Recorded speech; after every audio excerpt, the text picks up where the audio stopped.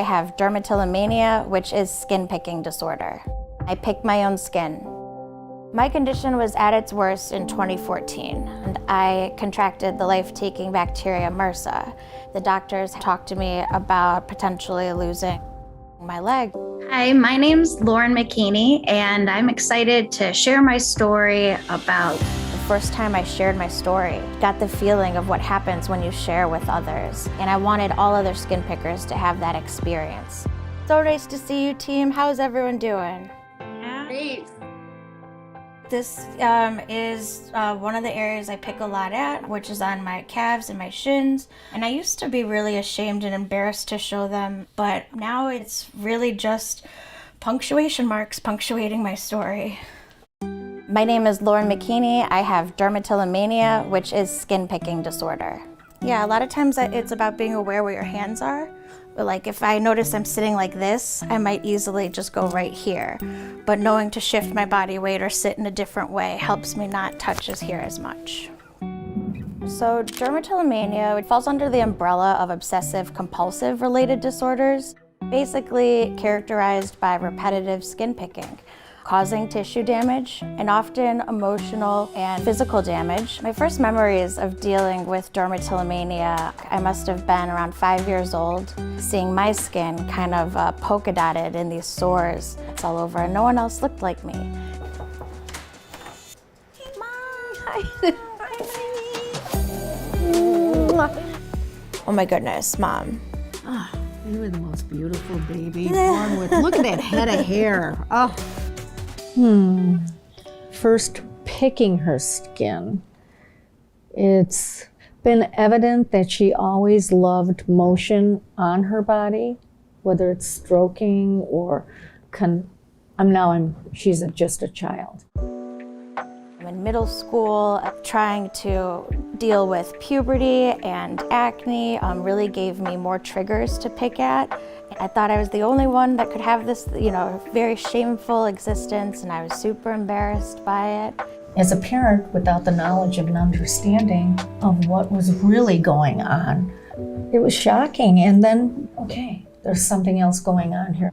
My condition was at its worst in 2014. Right on my inner thigh, I contracted the life-taking bacteria MRSA.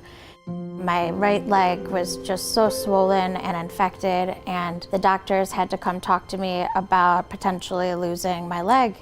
I felt the lowest I had felt, but it was there that I actually heard someone say, looks like she has dermatillomania. So even though I had the episode of almost losing my leg, the outcome was really getting the name, the word, dermatillomania. I've learned to live with my condition by being adaptable. So when I take care of my skin, I come out onto my couch to do so.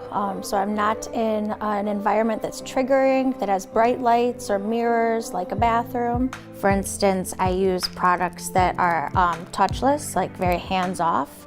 I also brush my teeth at the kitchen sink, because when I was brushing my teeth in the mirror, that would lead to hour-long picking sessions. So now I come out here, no mirror. Also, here we have another one of my fidgets, so that if I am getting my restless finger energy is coming, I can start to use it and keep my fingers busy and off my body. When I do putting on makeup, I lift my drape here, and the first things that I see are really things that give me joy. Some hearts reminding me about self-love.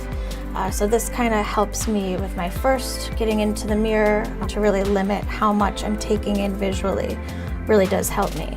Then I just get into my routine with utensils that are hands-off.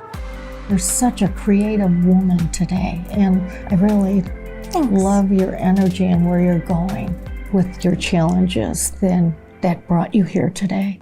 Hi, my name's McKeaney, and I'm excited to share my story about The first time I shared my story, got the feeling of what happens when you share with others, and I wanted all other skin pickers to have that experience. So I started using a hashtag #PickingMe, and sharing and encouraging others to do so, and people did. And I knew that in that moment that there needs to be a voice for this community. Welcome, welcome. This is our headquarters here.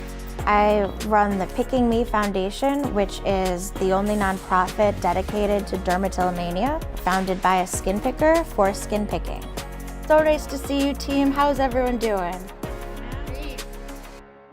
I think I had 3 new people in my group, and it was just really so wonderful to hear sort of their journey that they went on. It's like such a surreal experience hearing like my own life coming out of someone else's mouth for 10, 20 years. So I mean, it's so funny because this whole time we've thought we were so alone, and so you're like, wow, there's a community here. Even just throughout the day, like going about my day and dealing with my other things, it's like I have the WhatsApp chat on my phone and I can be like, hey, is anyone available to talk? I'm glad that we agree on how special the community is and the direction that this is going, so that's awesome. I was at a conference and this little girl came up to me and her arms were peppered in sores and looked just like mine. She hugged me and she said she didn't want to be here anymore until she met me. And I was like, blown away by that. I'm proud and excited to get up and do what I do.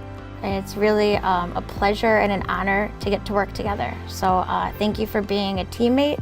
Getting to show up as a leader in this community has helped heal me in so many ways as well. Bye.